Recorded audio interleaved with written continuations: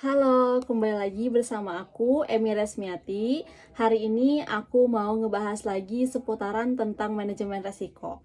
Mungkin minggu lalu aku udah ngebahas tentang apa itu manajemen resiko, pentingnya manajemen resiko, dan kemarin aku bahas tentang etika peraturan kepatuhan dalam suatu organisasi. Kali ini aku juga masih mau ngebahas itu, cuman bedanya aku bakal ngebahas tentang prinsip manajemen resiko, strategi manajemen resiko, tahapan dalam melakukan manajemen resiko, serta contoh kasus yang terjadi. So, langsung saja kita masuk ke pembahasan pertama. Untuk pembahasan pertama di sini aku mau ngebahas tentang prinsip-prinsip manajemen resiko.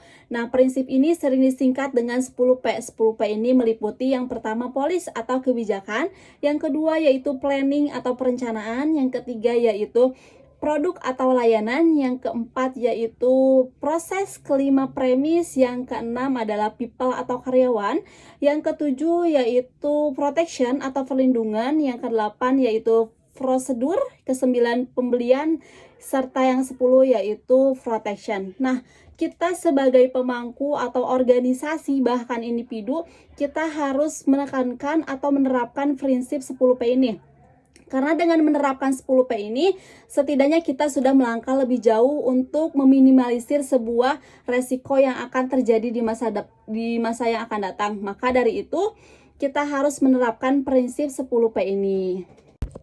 Yang selanjutnya ada strategi manajemen resiko. Strategi ini terbagi menjadi 5 kategori. Kategori pertama yaitu penghindaran resiko. Penghindaran resiko ini adalah cara paling sederhana ketika dalam suatu organisasi atau individu, yaitu dengan cara mereka menghindari sebuah resiko. Meskipun resiko ini terjadi tidak terduga, namun setidaknya kita sudah menghindari resiko tersebut. Yang kedua yaitu ada pengurangan resiko atau disebut juga dengan mitigasi resiko. Organisasi atau individu dapat mengurangi resiko ini dengan cara mereka terlebih dahulu memprioritaskan jenis resiko yang diketahui atau yang sedang dihadapi dengan cara mereka menyiapkan sebuah tanggapan. Untuk kategori ketiga yaitu retensi resiko atau sering disebut juga dengan penerimaan resiko. Nah, retensi resiko ini terjadi ketika organisasi atau individu memahami bahwa mereka dapat menerima tingkatan resiko tertentu. Dalam bisnis, kita dapat berinvestasi kepada proyek-proyek tertentu, namun jika keuntungan yang diharapkannya jauh lebih besar daripada resiko yang sudah diasumsikan sebelumnya.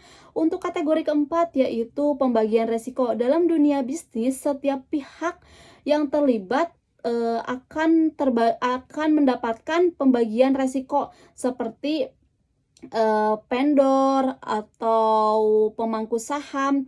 Mereka akan mendapatkan atau pembagian resiko tertentu seperti keuntungan dan kerugiannya ditanggung oleh semua pihak. Nah, untuk kategori terakhir yaitu pengalihan resiko.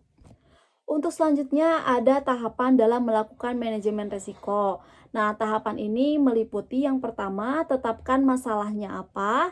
Yang kedua yaitu identifikasi resiko. Mengidentifikasi resiko ini yang terjadi dalam suatu organisasi, baik yang bersifat internal atau eksternal, dapat dilakukan dengan cara kita wawancara atau menganalisis suatu dokumen. Nah, yang ketiga yaitu ada penilaian. Yang terakhir adalah penanganan resiko potensial. Untuk pembahasan terakhir, kali ini aku mau ngasih contoh kasusnya. Misalnya, sebuah perusahaan truk mengambil kembali produk cacatnya dan mereka mengidentifikasi kembali masalah kelistrikannya seperti apa dan mereka membangun kembali kepercayaannya dengan para pelanggan. So, itu pembahasan hari ini. Semoga materi yang aku sampaikan semoga bermanfaat buat kalian semua. Jangan lupa untuk like, comment, subscribe video aku hari ini. Dadah!